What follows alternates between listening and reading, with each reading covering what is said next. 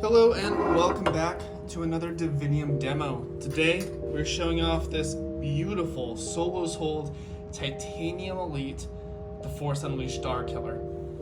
It has a 7/8 inch blade socket. I'm not going to go into the functionality of the hilt itself, as this is the 5th or 6th one with a crystal chamber that I've done. To access the crystal chamber, take your time, I've got plenty to keep you busy here. This is what we will go over, because each crystal chamber in these builds has been unique.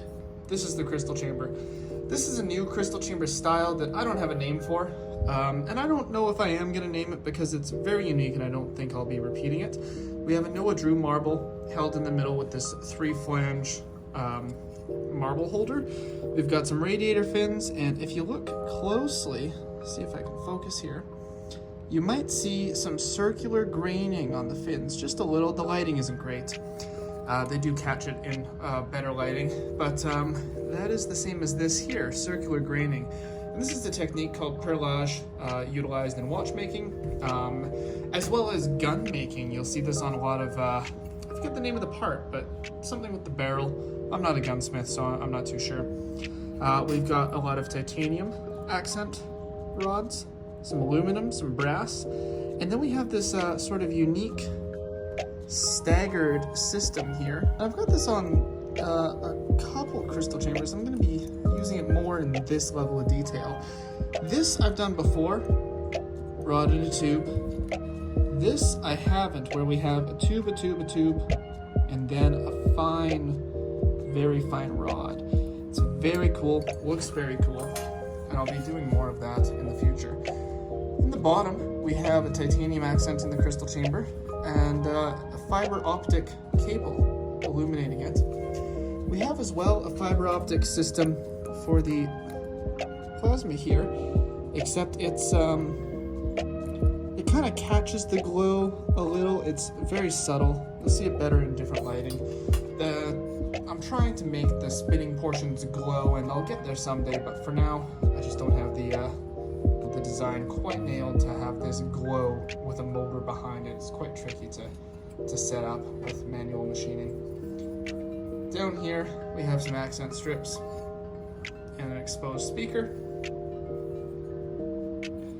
And right here we have our M1.2 screw. And I'm including a little screwdriver here. This is how you access the chassis. Now the board is not glued down because I was doing config and may still end up doing config before it ships out. You'll see we got our battery here, and then we got our board. Again, it's not glued down, it will be later, and that'll be all fine. When you put it back on, you won't have to press the board down, but you want to kind of line up this screw hole with this screw hole. There's 2 of them, and that's just a machining error. It gets covered up, so I didn't, remake the entire piece, but obviously there's only one hole that quite lines up with the side vents. And once you get that lined up, you just pop this on, and that's that. Now, this is a very tight crystal chamber build.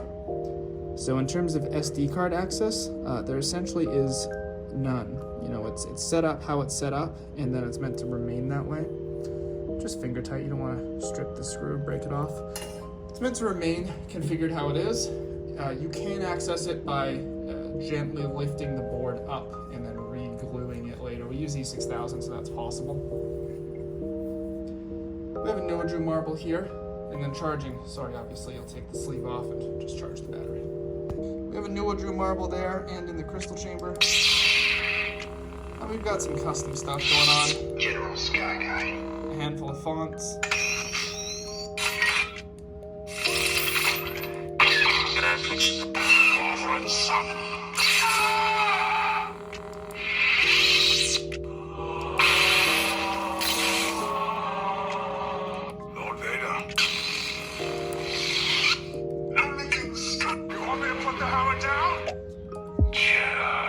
I won't go over it too much.